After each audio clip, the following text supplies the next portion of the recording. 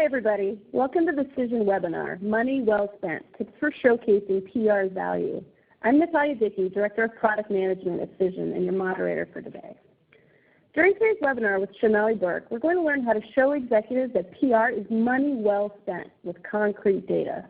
That includes how to start a PR measurement program or improve an existing one immediately, how to replicate top brands and show social media's impact on core objectives, how to provide meaningful insights around community building efforts, and how to gain a seat at the table by providing quantitative data and insights. Before I introduce Shonali, we do have a few quick housekeeping points. First, questions. We do have a moderated Q&A at the end of today's webinar, so feel free to use that chat box on your webinar panel anytime throughout the webinar today to submit those questions. If you're on Twitter and you want to tweet about this webinar, please use the Cision webinar hashtag. That's one word. And with that, let me go ahead and introduce our speaker. Shonali Burke is CEO of Shonali Burke Consulting. Named the PR Week's first Top 40 Under 40 list and awarded the Matrix Award from the Association of Women in Communications, Shonali founded and curates the Measure PR hashtag and Twitter chat. She instituted the ASPCA's award-winning measurement program. She also serves as adjunct faculty for Johns Hopkins University MA in Communications program. With that, Shonali, welcome. Thank you so much. I really appreciate Cision hosting this webinar and having me present, and to everyone who has dialed in, thank you very, very much for your time today. I really hope that it's worth it. Katie, I'm just going to answer your question real quick. The hashtag to use during today's webinar, if you're tweeting about it, is Cision Webinar, and there's no space or underscore. It's just hashtag Cision Webinar. So measurement, as you just heard, and as some of you may already know, is a passion of mine because it's one of the things that I saw as I was getting started working in the PR field and then continue to work in the field. I realized how poor our metrics can be, and we work so hard, we put in so much time on what we do, that we really should be able to show the value of our work. So that's why when we were hosting a Measure PR chat not that long ago, Christy Aylett, who is a super pro down in the Mississippi area, said the people and PR pros who measure well often get called boss. And I love that line so much that I told her I was going to use it in my presentations from now. So that's why we have the title slide saying, you can call me boss, because that really is how smart measurement can take you from the break room to the boardroom. So one of the things that we still find happening in our field is that there's a lot of excitement around social media properties, social media platforms, new technologies that are enabling us to connect in so many different ways. And we are getting smarter and smarter about using them in our PR programs and campaigns. But with all of that excitement, there continues to be a bit of a fog and confusion around measurement. And that's why I love using this cartoon, even though it's from a few years ago. You can see it really captures that confusion that we feel. You can replace Twitter and Facebook with LinkedIn and Meerkat and Periscope and anything else that you want to, but the principle really is the same, is that, well, all of the social stuff is great, but your executives and your bosses want to know, well, how is this translating into actual revenue for the business? And what often then starts to happen is that people, when they start to think about measurement, want a magic solution. They want us to be magicians who are going to wave a wand and produce something wonderful coming out of a hat, whether it's gold stars or a rabbit or something else. And so what starts to happen then is that we start to try and figure out how to make the metrics that we can think of match up with the programs that we are already putting in place. And that really leads to a situation where we have the cart before the horse. Now, to avoid this, what we really need to do is stop and think about how we are going to answer two very basic questions. And those are, number one, what are you trying to do? And second, why is it important?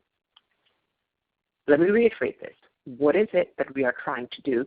And second, why is it important?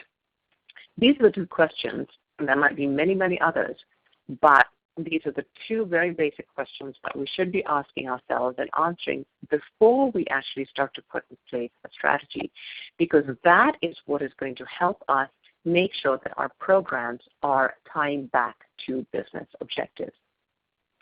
I came into contact with Jim Stern a few years ago, and he's one of the smartest people around. He has been a founding member and very deeply associated with the Web Analytics Association, and he's just one of the smartest people around on metrics. And he wrote a great book a few years ago called Social Media Metrics, which is still an excellent read today. So if you haven't gotten your hands on it, I highly recommend that you do. And in that book, Jim says that every business is trying to do three things. It's either trying to raise revenue, it's trying to lower costs, or it's trying to improve customer satisfaction. And oftentimes it's trying to do a combination of these three, with one or two or all three. Whether your organization is a for-profit or a non-profit, that holds true. So as PR professionals, as communication professionals, these are the kinds of business objectives that we really should be trying to tie our work to. So before we start talking about good measurement, let's get bad measurement out of the way. What I like to call the 7 deadly sins of bad measurement are what you can see on this slide. And that's really when we get stuck in counting impressions. There's nothing wrong with counting impressions, but when that's the only thing we're measuring, then we're probably not really addressing how PR is bringing value to the company or organization. I'm just going to take a break. Oh, there we go. Patty, your answer was just, your question was just answered in the chat window, so I don't need to address that right now. For everyone else, yes, let's get back to the 7 deadly sins of bad measurement. So when impressions are the be-all and end-all, when we get stuck in two acronyms out of the many acronyms that we try to move around and work with and play with, AVE, add value equivalency, which may or may not be familiar to most of you, and I'll go over that in a minute, and ROI, which I'm sure you have heard. When we don't focus on research, when we are not setting in place quantifiable and time-bound objectives, when we're not really focusing on what we are trying to achieve as if simply what we are doing, and when we're not using measurement to inform our decisions and tying them to business outcomes. And these are very, very common things that we see and traps that all of us fall into, and we have to continue to remind ourselves to get out of these traps. Now, I want to go back to AVE and ROI for a minute. AVE stands for add value equivalency, which is the practice of equating earned media to how much it would cost to buy media, paid media of a similar size, space, scope in your target outlet. And the two are completely different. You have control over the messaging and the direction of one. You don't have control over the other, et cetera, et cetera. So AVE, unfortunately, became widely used a few decades ago because it was the only thing that people could put their hands on. And even though in recent years, almost every industry body, I can't think of one that says AVE is a good thing, every industry body has said that AVE is not a valid metric. Many of us are still using it because our bosses and supervisors still come from that mindset where they want an add value equivalency, but it is really not a smart metric. As far as ROI goes, there's nothing wrong with ROI to say everyone should be looking for the results and value and worth of their work. But ROI is a real specific financial calculation. And what tends to happen in the PR space is that we don't use the term accurately. So then when we start to have conversations, especially with executives at the financial level or our CFO, they're not impressed. So rather than looking at or looking for an ROI specifically, and if you can figure out how to use and measure your ROI in actual financial terms, that's great. But otherwise, a very smart way to measure the value of your peer programs and an effective way to do that is to really look at the cost-benefit analysis of your program, because that's much easier, it's much more straightforward, and especially if you plan your program at the start with specific outcomes in mind and what your desired actions are that you want to see happen as a result of this program, then putting in place a cost-benefit analysis is a much more impactful way of looking at your program. So when we start to think about PR measurement, very often I hear this, WTF, what's the formula? And the truth of the matter is that there really is no formula. The only formula that I can give you is a process. And my three-step process is, number one, you have to listen to the media out there, to your relevant media, to whoever and whatever it is that you're trying to target. You have to analyze the results of your data, and then you have to implement your findings and improve upon your program. And then you lather, rinse, repeat.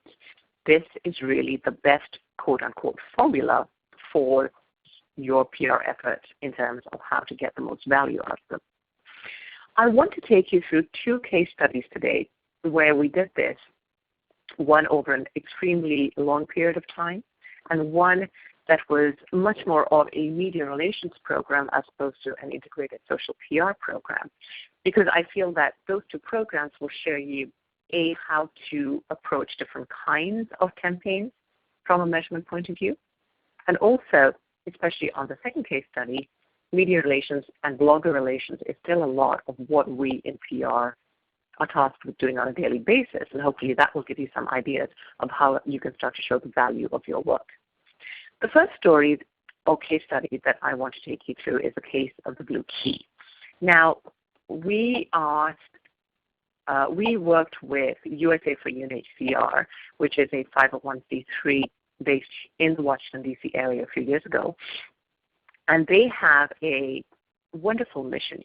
They are a nonprofit that is charged with raising funds and awareness around the issue of refugees. And they are mandated to do so within the United States. There are similar organizations affiliated with the United Nations High Commissioner for Refugees around the country that do the same kind of work in their countries. Affiliated with UNHCR around the world that do similar work in their countries. And what USA for UNHCR does is, as it raises funds, those funds are then cycled to Geneva, which is where UNHCR is based, and then those funds are dispersed around the world based on the greatest need. Now, they have a wonderful mission, a very, very laudable cause, and what they wanted to do was to raise awareness of the intense refugee problem around the world, because there are literally refugees in every country in the world, and what refugees unfortunately don't have, and then you and I have in common, is a key to their own home. So they took that idea of the key that you can use to get into your own home and put it together with UN Blue and came up with this lovely motif that you see on the screen of a blue key. And it's about 2 inches long, maybe a little less than that. It comes in the form of either a lapel pin or a pendant, which you can wear around your neck, on a necklace, you can put it on a handbag or anything else. And the idea was to try and sell these keys from their site so that people would buy them, use them, share them, wear them, talk about it, and slowly awareness of the campaign and of the huge refugee crisis would be raised around the country and ultimately, of course, hopefully helping the cause around the world. Now, remember how I said earlier that one of our deadly sins that we can often get trapped by is not having quantifiable and time-bound objectives. So we worked with the client to really identify a solid goal for the sales of these keys, and together we agreed to 6,000 keys by the end of that year. We worked with them in 2011. Now, when you think about it, the sale of the keys was not really about fundraising because the keys cost $5. And when you multiply 5 times 6,000, you get $30,000. Once you subtract the cost of production, shipping, etc., there's not a lot of money left to actually go to the cause. So the strategic imperative for the sale of these keys was not so much a fundraising tactic, but it was a way to get people familiar with the organization to their website, hopefully opting in to their newsletter and or other communications, and over time trying to convert them into supporters of the organization. And those of you who work for nonprofit organizations and even associations or any kind of membership association will know that those long-term donors, even if they come in at a relatively small level, are really the bread and butter of the organization. So this page that you see up on your screen is what we call the money page. This was the page where you could get a key, and one of the key, no pun intended, pages that we wanted to get people to take this action of making a purchase. Now, remember how I talked about refugees not having a key to their own home? The other really interesting thing about the refugee population is that they could be in refugee camps for years sometimes. And then once they are rehomed, they tend to integrate into society very, very well. So you could have people walking down the street who you might not even realize are refugees. You could have friends and colleagues who come from refugee backgrounds or whose family members have been refugees. So not only do refugees integrate so well, they tend to be this population that does not have a voice. They tend to be this population that is invisible. So when you are charged with raising awareness for a population that is essentially invisible and voiceless, what do? Well, the centerpiece of our strategy was to find people who did have such a voice in digital media and who were really engaged with their communities, who would feel an affinity for the campaign, for the organization, for the cause, and who would hopefully be motivated enough to start telling the organization story and refugee stories to start to get the word out. And we call this our Blue Key Champion strategy, and it was really the centerpiece of our strategy.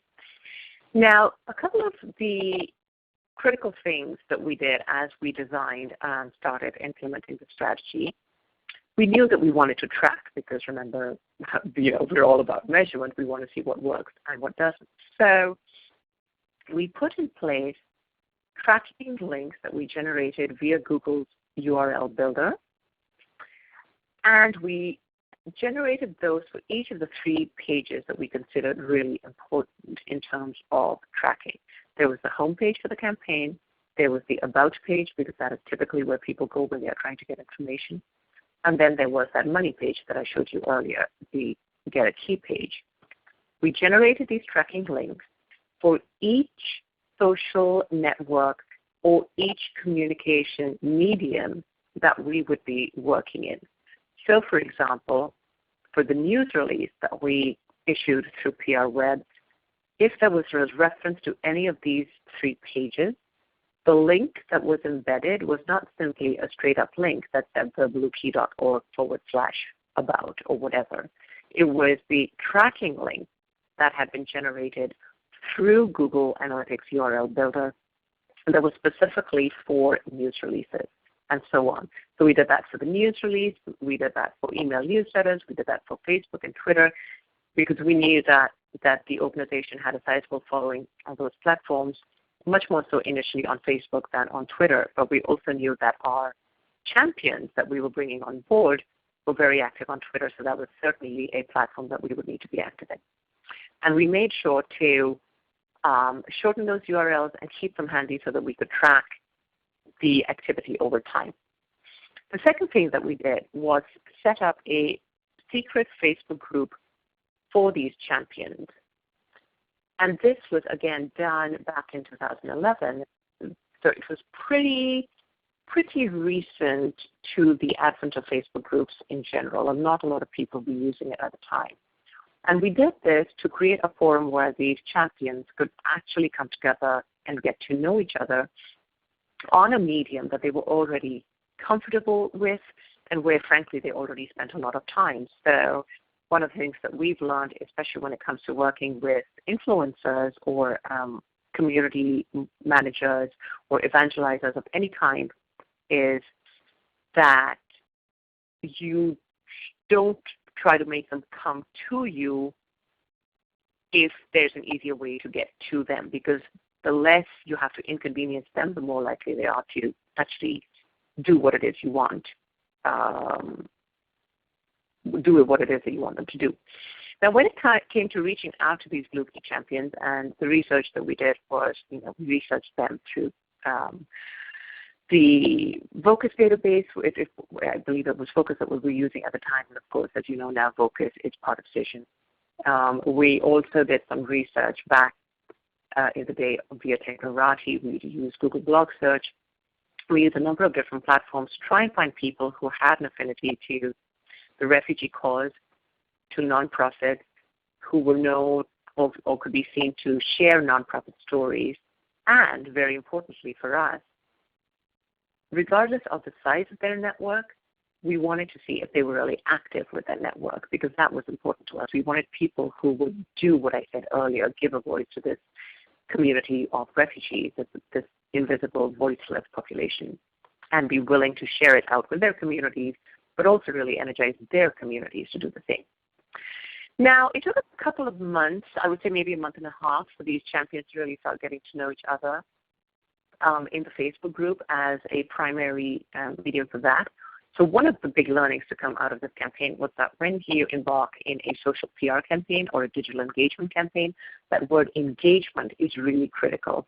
You really do have to become, I'm not going to say a full-time community manager, because we were, of course, the agency for the client, but it feels like it. You spend a lot of time finding ways to get this core community of influencers or champions to talk to each other and to really get to know each other and start to feel comfortable being your champions. But what started to happen then was that as they got more and more involved with each other and with the campaign, because we were also being very transparent about telling them on a regular basis what was going on with the campaign, how many keys have we sold on a weekly basis, was there something new and interesting coming out of the organization, or the refugee world in general. We tried to curate information that was really much more about the issue as opposed to the organization. We started to hear them say and ask, what more can we do? And the minute we heard them say, what more can we do? How can we help you get closer to this goal? We knew that we really had the beginnings of a wonderful community. So the first time someone asked that question, said, hey, how can we help get closer to this goal? We said, hey, what's your idea? And so this champion said, well, why don't we tweet from morning till night using the hashtag? And that was Blue Key. And they loved this idea, so we jumped on it and very, very quickly put together the first Blue Key Tweetathon, which was held that year on June 13th. That was exactly 1 week before World Refugee Day. And it was really like putting together a relay of Twitter chats. We just went 9 a.m. to 9 p.m. Eastern. We created a document in the Facebook group that had allotments of an hour per champion or series of champions, and we tried to get at least 2 champions to sign on during that hour, who were basically committing to tweeting each other and tweeting their communities about the campaign during that hour. And then they would hand on to the next set of champions and so on. We put it together. We gave them all of the information that they needed. We had access to an omnibus survey that the organization had fielded not that long ago that showed Americans' awareness of the refugee issue and some other interesting data. We made sure to shorten and save the tracking URLs and remind them to use them if they could. Made sure that they had access to FAQs, interesting information about the campaign, refugee stories, visual and multimedia assets as well. So it's very similar to how you would put together a typical media kit. It was how we created this champion toolkit. And we just saved it in the Facebook group so that they could have easy access to it. And then during the tweet-a-thon, what we did was really serve as the moderators. We did not really go out and actively curate the conversation on Twitter. We left that to the champions. But what we did was watch to see what was going on. Was there someone saying something interesting that the champions needed a heads up on, so that they could maybe share it out if they so wanted. And we used the Facebook group as a mechanism to do that. And it worked really, really well. As you can see from these numbers up on your screen, there were an incredible number of tweets relative to what we normally see for that hashtag during the tweet-a-thon. There was a significant increase in web traffic, and there were more than half of the key purchases for that week that came from the tweet-a-thon. Now, the great thing about tracking is that you start to see what's working.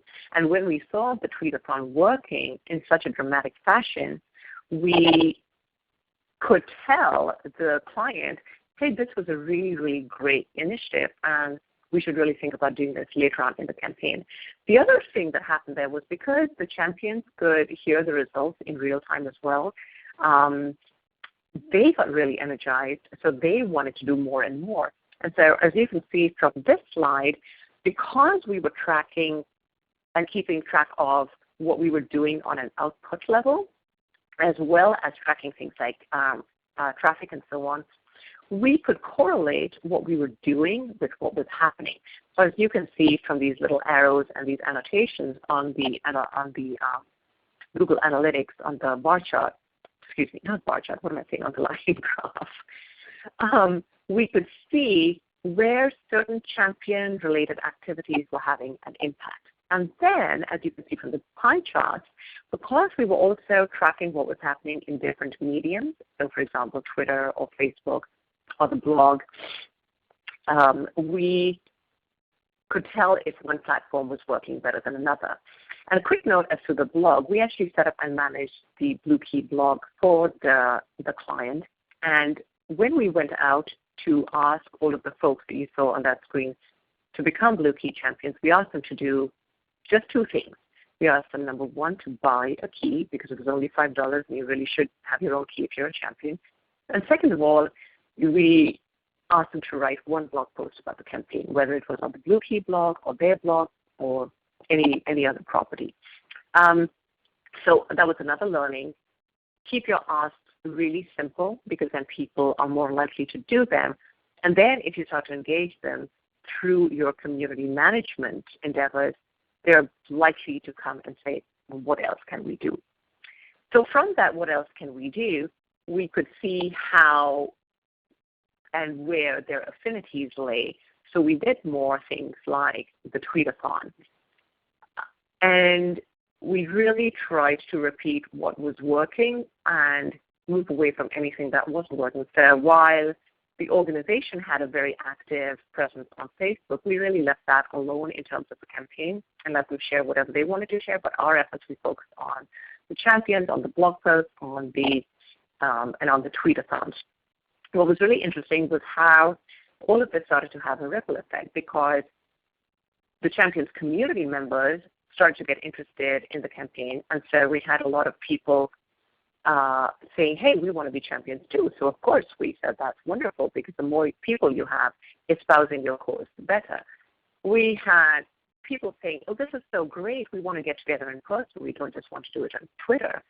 So then we created what we started calling the Blue Key Tweet Up and put together a cheat sheet on how to organize a tweet up that was like any other meetup, but it was organized around that hashtag, and champions volunteer to host them in their hometowns.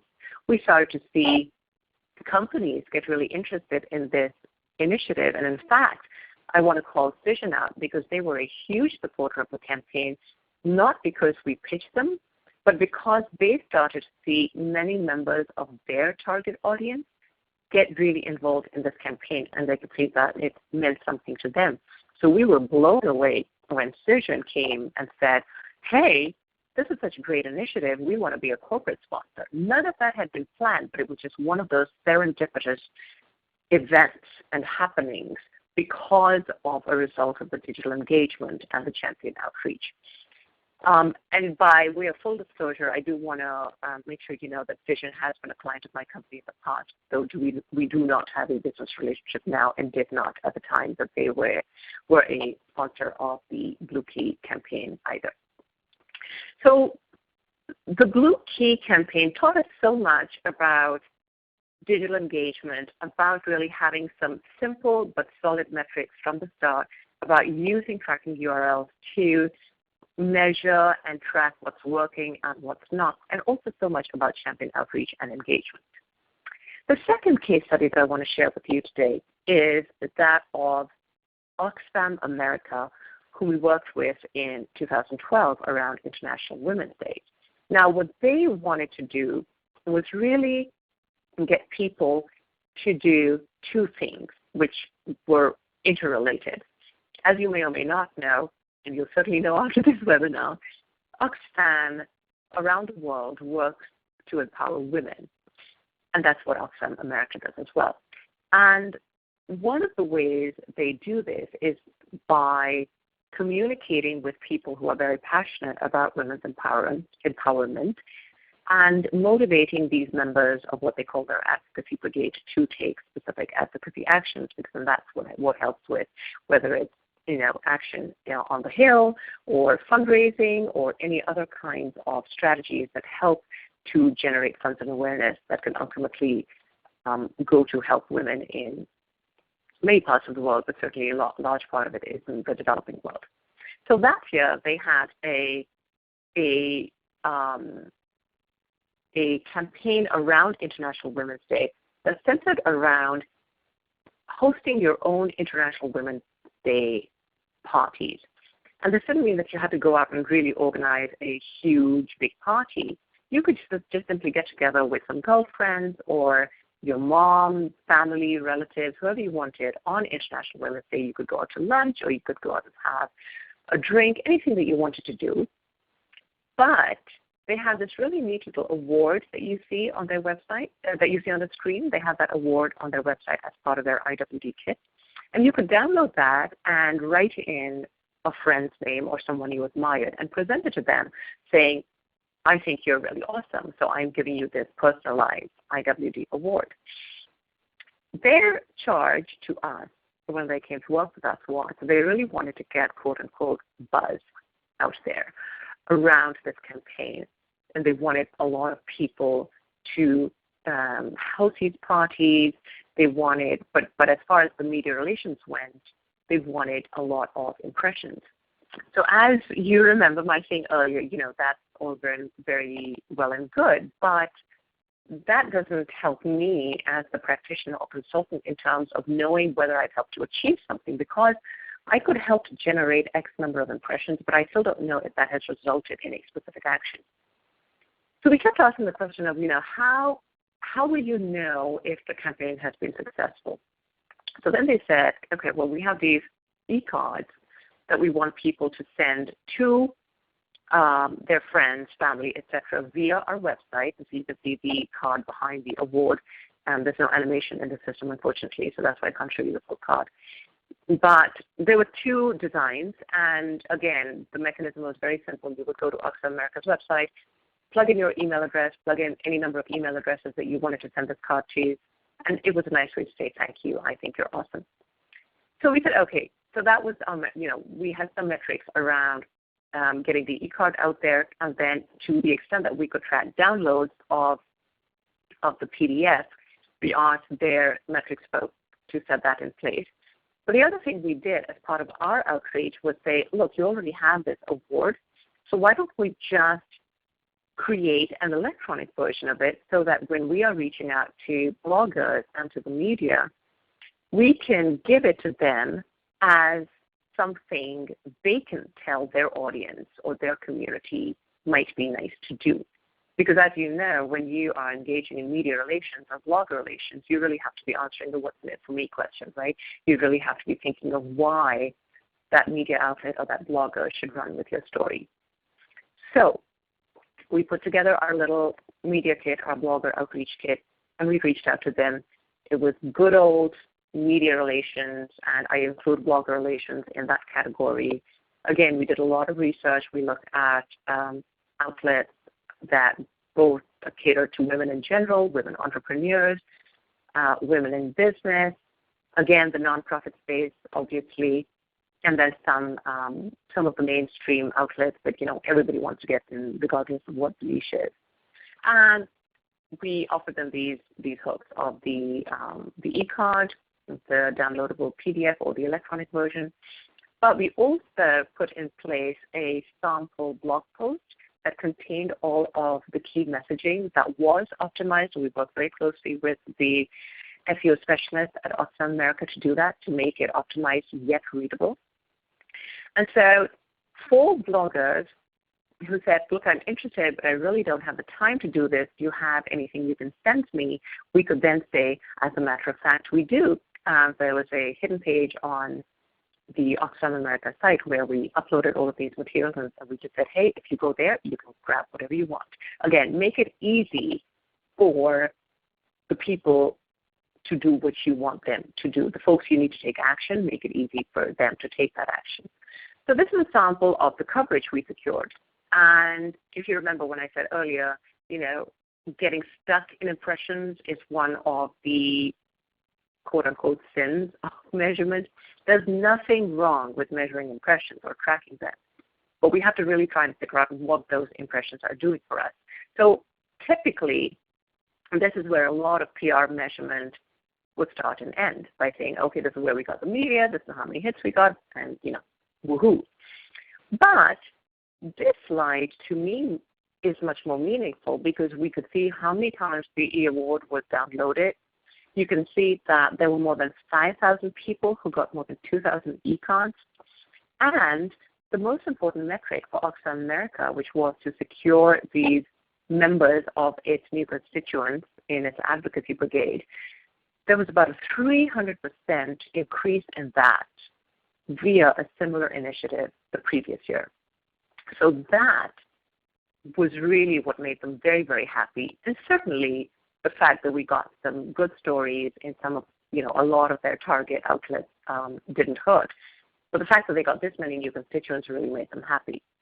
And then when we looked at the analytics, we could see that of the 42 blog posts that we secured, and I think we did have an output objective of maybe 10 or 15 or something like that. I don't remember what it was, but it was significantly lower than the number we actually secured. Of the 42 blog posts we secured, 14 of them were among the top 28 traffic sources to the site. And they defined top 28 traffic sources as top traffic source as more than 5 visits. So again, we wouldn't have been able to do this had it not been for analytics, and that speaks volumes because that's how the client knows that your media relations or your blogger relations initiative has really had some impact because it's getting people to the site. And there was a very strong correlation between the blog post publishing and search traffic, particularly for their keywords. And so I'm really grateful that they had someone really good with SEO who was able to help us optimize the content we created. So you measure, you put all of this in place, and what do? Well, again, a very simple 3-step process. Step 1, you need to know what it is you are trying to get people to do. Where do you want them to go? Is it a website? Is it a landing page? What is it that needs to happen? So you really have to think of that, think of the end that you are trying to achieve, and work backwards from there.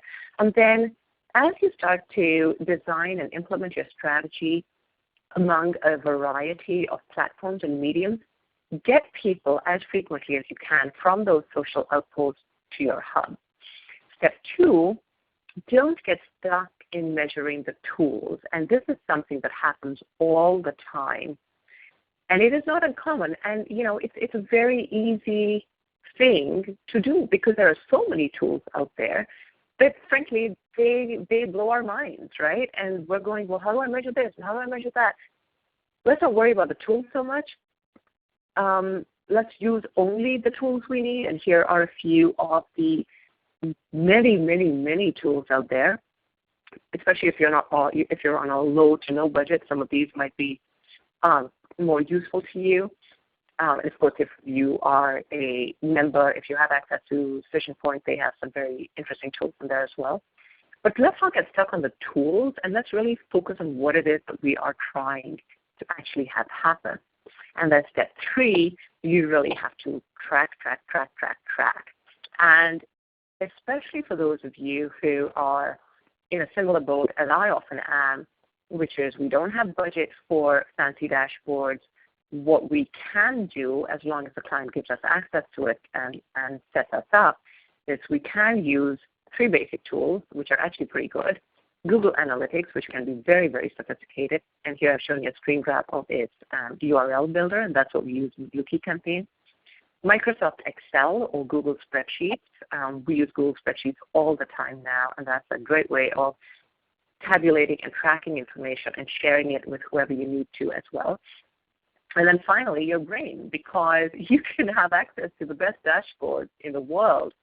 But if you're not actually going to spend some time in figuring out what is working and what's not, then the best and fanciest dashboard in the world isn't going to be of any use to you. And so really tying it together is what it's all about. And this is a screenshot from when I used to work at the ASPCA. Now, that itself could take up a whole other webinar or maybe several. But while I was there in 2007, we spent that year really putting in place a solid measurement program where we were tracking, print, online, broadcast. We started tracking social, and shortly after. But we really focused on tying our effort to 2 key performance indicators that development gave us. And development, for those of you who work in the nonprofit space, is a really important internal stakeholder for you guys to be talking to because they're essentially your marketing department. They oftentimes have access to research that could be very helpful to you, whether it's demographic research, audience research, and so on. And they also have calculations that can be very useful to you as they were to us. So what development told us to do were 2 things. They said that they would love to see online donations from the website go up, which is pretty simple to know why. But the second thing that they wanted to see was traffic generated as a result of our PR efforts, because they have figured out, and please don't quote me on this because it is not a generic formula. So if anyone is tweeting, please know that this is for your information, but I prefer you not to put it out there so that nobody thinks it's the gospel truth.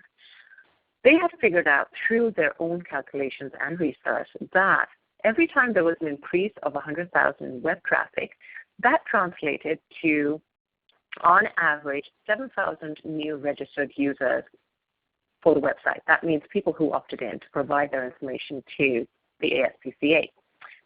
Those 7,000 new registered users were then converted or put into the marketing files and would start being marketed to email newsletters, sign up for this, et cetera, et cetera. And then on average, as they converted into sustaining donors, on average, they were worth $175,000 net to the organization over their lifetime. So we were able to show, by correlating our work with that, the numbers that development was generating, how much real value we were bringing to the organization. And I believe for 2011, we were able to show a net LTV generated via PR of $11 million. And those are real numbers. Those were numbers not that we made up or came up with out of nowhere, but that the money-making department function for the organization came up with, and that was great validation. So like I said earlier, that's not going to be your formula, but talk to the people within your organization, or if you're on the agency side, try to help your clients find who they can talk to within their organization to start to put similar correlations together. So remember, the two really important questions to ask at the start of an initiative, and really throughout the initiative as well. What are you trying to do, and why is it important? I've included a slide with what I call measurement smart. Don't try and measure everything out there. This is similar to getting stuck in measuring tools. You might want to try and track every single impression. And in some cases, that's just not realistic. And really, what is every single impression going to do for you? So with the ASPCA, for example, working with development again, we knew which markets specifically were of greater value when it came to generating funds and donors. So we focused our efforts from a metrics point of view on those markets. We didn't look for anything and everything under the sun. Doing research, even if it is time-consuming, which it is, it might be frustrating oftentimes because you're trying to figure out how to put this stuff in place. But taking that time to do your research at the start of a campaign is really, really worth it, because then you have something very valid to base your strategy and your campaign on. Impressions really don't mean anything on their own. On their own, they're just a big chunk of numbers, but they really need context for you to be able to say, this is why that mattered, and again, begin at the end. There are a lot of books that I could recommend, but these are three that I highly recommend you get your hands on if you haven't already. And you will be getting a link or a PDF. I'm not sure how Susan is going to do it, so you don't have to rush to take notes. You will be getting this information. And then I listed also a whole slew of other resources that I hope you will both treasure check and refer to as often as possible. If you haven't yet joined our Measure PR Twitter chat, I'd love for you to come and chat with us over there. We hold the chat on the second Tuesday of every month from 12 to 1 Eastern. So the next chat will be on June 9th, 12 to 1. We have some really, really great guests lined up for the chat. And in fact, we will be focusing on how to measure content, which is a really, really big part of what we do in PR these days. So with that, I know that we have some questions, and so we're going to try and take whatever we can today and address the rest later. And I thank you very, very much for your attention. And Natalia, I will turn it back to you. Shonali, thank you. These are really great, super interesting examples. Everybody, before we do pop into those questions, just a quick heads up that when you're leaving today's webinar, we're going to launch a quick survey right on your screen. Your feedback is really valuable to us because we use that feedback to help determine not only topics for future webinars, but also how we can improve them going forward. So if you could fill that out at the end, that would be fantastic. So Shonali, a couple questions came in about AVE. You talked a little bit about that at the beginning. Why is ad value equivalent not a smart metric for PR measurement today? Ads, okay, so I love ads. I actually do enjoy ads, so I also really enjoy not having to watch them when I don't want to watch them. But when you are measuring, when you're looking at ad values, you're really looking at the cost of purchasing space, right? Because that's what your media buying department does. It is purchasing a banner ad or a, whatever kind of ad it is that you're out there. Media relations or PR is not about purchasing space. It is about earning ink. It is about earning thought leadership. It is about reaching out to influencers, and I will say in this day and age, it's not just about media relations. It's never been just about media relations. But certainly on the media relations side, it's about communicating your story so effectively to a reporter or an editor that they say, wow, this really would be of very great interest to our audience. We want to run with the story, and then seeing what actually happens as a result of that story. There is a terrific blog post that was written by Richard Bagnall a few years ago, and I think what we can do, Natalia, if you guys are okay with it, is when we send out the link or the PDF, we can include a link to that post, because I think he listed like 26 reasons AVE is a really, really bad metric for PR. But the essence of it is that PR and ads are two different things. Ads, you are buying, and so it's really a metric of cost as opposed to anything actually happening from that. So that's why add value isn't a smart metric for PR. Okay, and you had a great example of a blogger outreach campaign you did, and you used a PR web release, and you implemented link tracking into that release. Is there a good way to also, as part of that blogger campaign, track the traffic that each of those blogs is sending back as part of your campaign? You can do that in Google Analytics, as long as you have access to it, and that's how in the Oxfam America case, when you remember the slide that said 14 of the 42 blog top posts were among the top 28 traffic sources. That's how we were able to do that. And you can do that with any analytics product, but we happen to use Google Analytics. Okay, great. And if my campaign's goal, for example, is to maybe sell a product, how would I measure success beyond just getting that traffic to the website? Well, I think if you have a goal like that where you actually have to sell a product, and that's a very clear metric, right? You know you have to sell that product, so that's your metric.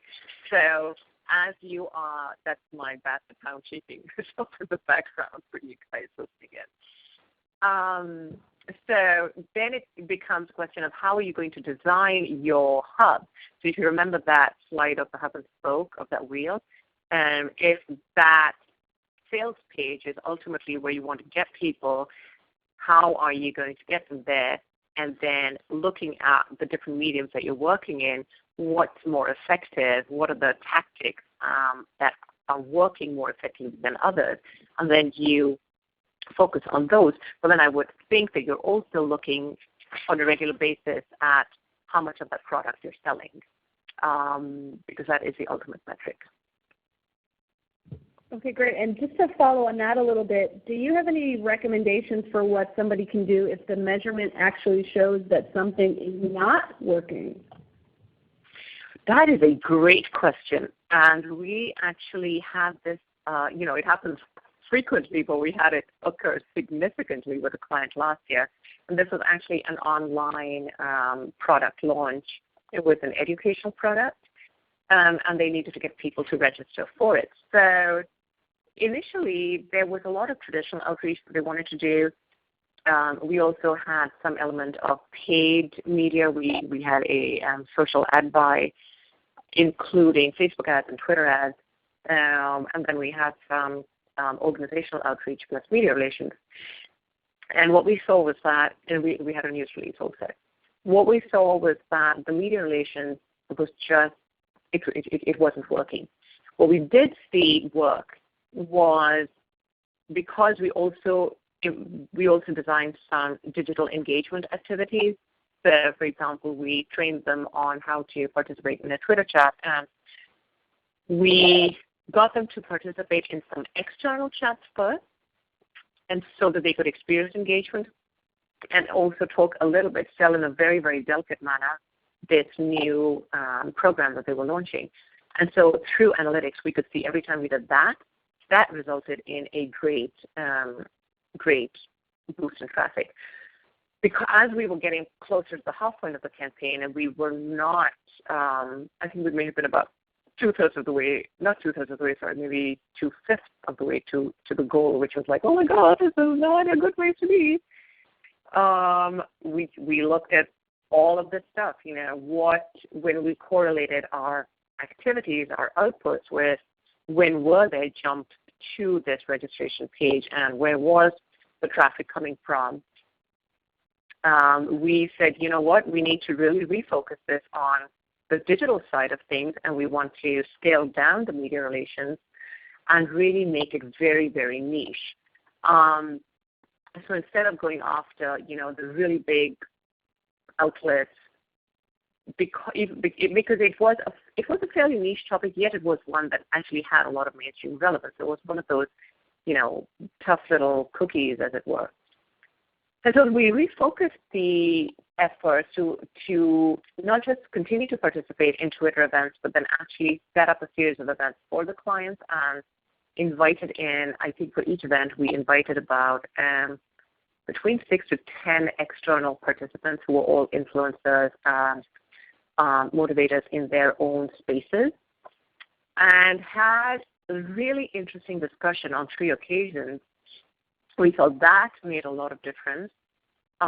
We also, as I said, refocused the media relations effort. So we focused on only the highest level of outlets and blogs that made sense for the niche. And then when we secured those stories, which I'm glad to say we did see also a very significant rate of conversions. And I'm really happy we did that. And frankly, the client was also really happy when we sent over this memo about halfway through the campaign saying, okay, this is what we've done so far. These are what some of our assumptions were. We can see what's working, what's not working. And because of this, here's what we need to do moving forward. So because we laid it out based on the data that we were already tracking, they absolutely went with it, and we did exceed the campaign goal ultimately. So when you're doing that media relations, a lot of the sort of outlets you may be reaching out to have a strong print side as well. Is there any way to track a publication's sort of print effectiveness at driving sales? Unless you're linking it directly to a sales page, I don't know that you can track it directly. But if you are correlating, and if you have a sense, if you're working with your other colleagues in the marketing department and you know what else is going on and you're keeping an eye on analytics, your jump page, whatever your key pages are, then you should be able to make relatively decent assumptions. I certainly would not say, well, because of this, we know for sure this happened, because that's causation, and that's very, very difficult to prove, especially if you are limited to basic metrics and no stats and no probability and all of that. But if you're keeping an eye on your outputs, i.e. the kinds of stories that you're generating and when they're running, and you're keeping an eye on what's happening on the action side of things, you can say with a relative degree of certainty that this probably had an impact on that. And the other, and that's what that slide in the Blue Key case study, the one we had that line graph about the pie charts. That's what that was about. When you look at the PDF, you'll see of the deck, you'll see the little arrows with the annotations that say this happened here, this happened here, this happened here. So we could only do that because we were keeping track of which champions published that blog post on which date, for example. But the other really smart thing to do, and I'm surprised that most people don't do this, is ask. Ask your audience when they actually purchase the product or whatever it is that you're trying to sell, where did you hear about this? Because that gives you a lot of data as well, which can be so useful.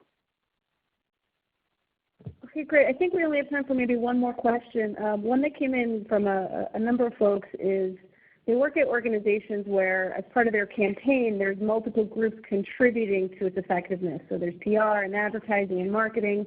How do you discern which results are coming from whose activities and show the value that PR is bringing to the table?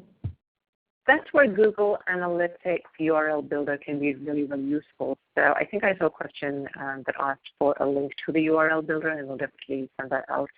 But you can really set that up so that you know exactly where that traffic is coming from. So whether it's from a banner ad, whether it's from CPC, whether it's from blogs, whether it's from Twitter, Facebook, etc.